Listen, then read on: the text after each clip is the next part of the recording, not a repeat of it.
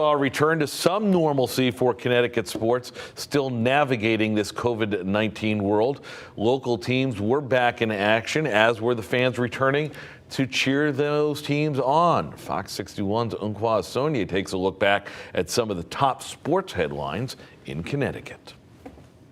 Well, 2021 was a year unlike any other. I mean, the sports world as we know it went through so many changes, but here at home, there were still plenty of highlights from start to finish. UConn basketball made its triumphant return to the Big East after spending the last 7 years away.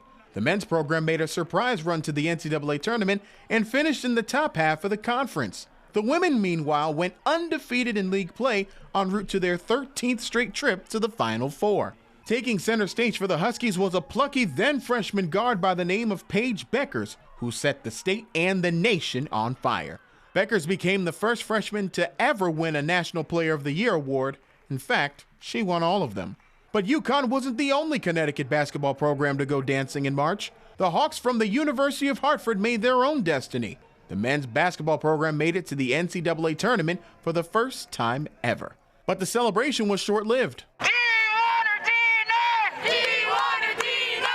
Months later, the U-Hart administration voted to begin the process to downgrade the entire athletic program to Division III, a decision that caused unrest on and off campus. Baseball returned to downtown Hartford in the spring. The Hartford Yardgoats took the field once again at Dunkin' Donuts Park, welcoming fans back after the pandemic wiped out the entire 2020 minor league baseball season. Fans were also welcomed back to the Travelers Championship at TPC River Highlands and were treated to a record-breaking playoff on the tournament's last day. Harris English won the title, edging surprise contender Kramer Hickok after a marathon 8-hole playoff. Speaking of surprises, the Manchester All-Stars made a run of their own to the Little League World Series this summer, the first time that a Connecticut team had gone so far in 4 years. And even though they didn't win the tournament, they were still honored by the governor at the Capitol when they came home. After spending last season in the bubble, the Connecticut Sun returned to Mohegan Sun Arena with their best regular season in franchise history. They set records for most wins in a season and winning percentage, all while boasting 3 major award winners: Coach of the Year Kurt Miller, Most Improved Player Brianna Jones, and WNBA MVP Jonquel Jones. Fall brought the full-fledged return of high school football to the state after last season's cancellation. Exciting action all across the state with new champions crowned in every class. Speaking of the gridiron, UConn football made its return after opting not to play last season, but the fanfare quickly faded as the Huskies struggled, winning just 1 game.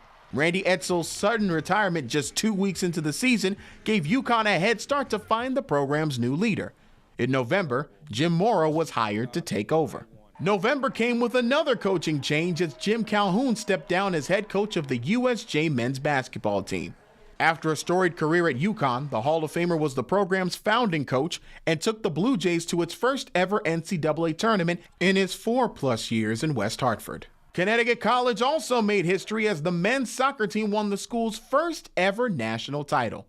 The Camels, also inactive last year due to COVID, won 2 thrilling matches in the Final Four to take home the championship.